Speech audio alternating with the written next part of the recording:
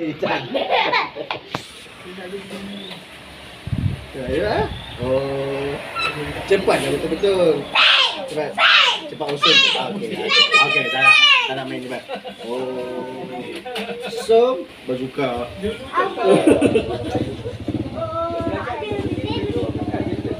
Ya, satu.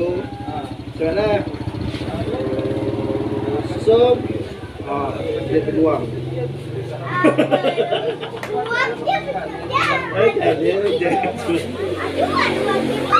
buat kemah. Dia berjual tembak. Ya, beli kemah. Peluang mana ada? Tembak kuat tak?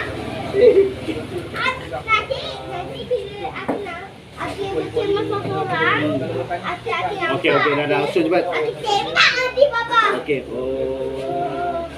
So, nampak. Apa tadi?